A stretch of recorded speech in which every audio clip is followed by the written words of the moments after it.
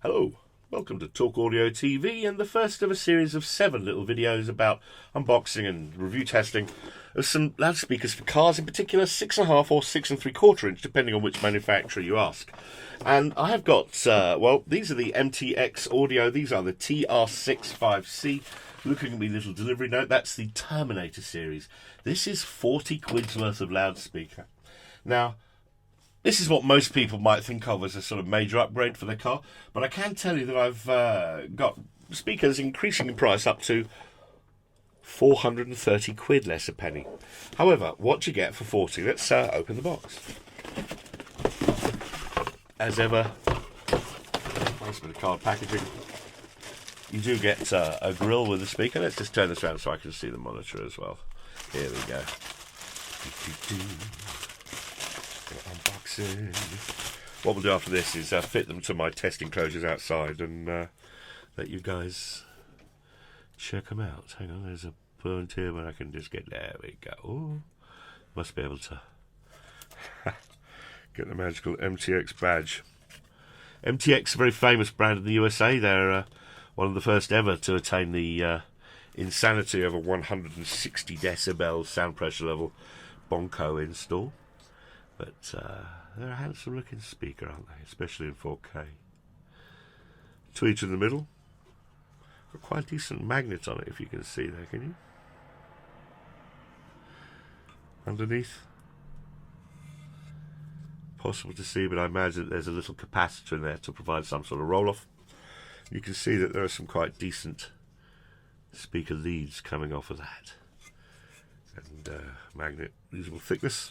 It's a classic piece of engineering, and I have to say that for 40 quid, 65 watt RMS, that's actually a decent slice of car audio value for money. Right, let's go put it in the rig. Let's see how well it works. Hello, welcome back to Talk Audio TV. This is the review of the MTX Audio Terminator TR65C. This is take 3.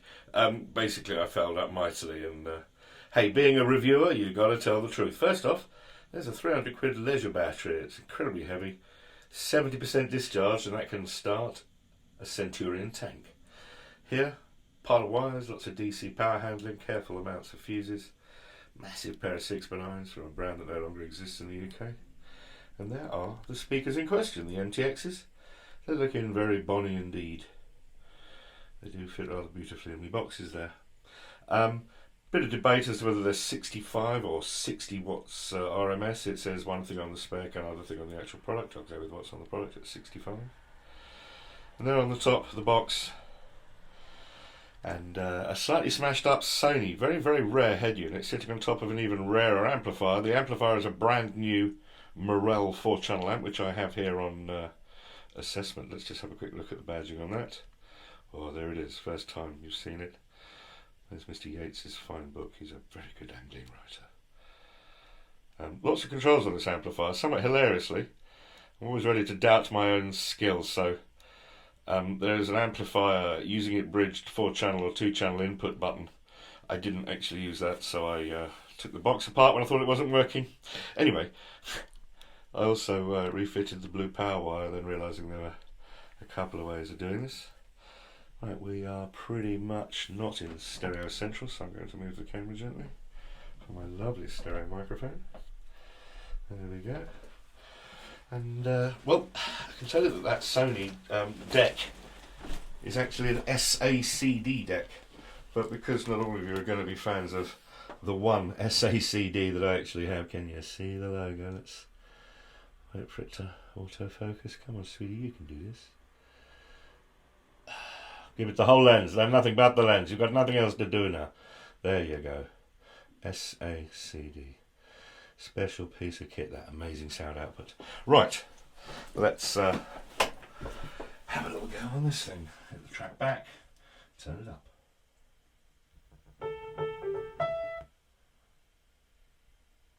Wow, I feel good. I knew that I wouldn't. I feel good.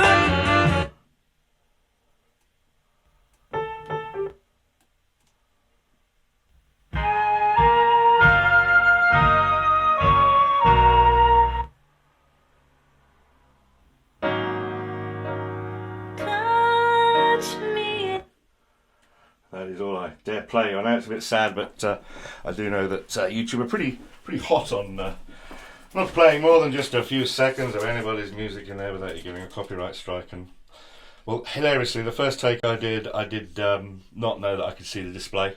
It then turns out that whilst I wasn't able to see the display, there's huge noise coming through this old Kenwood.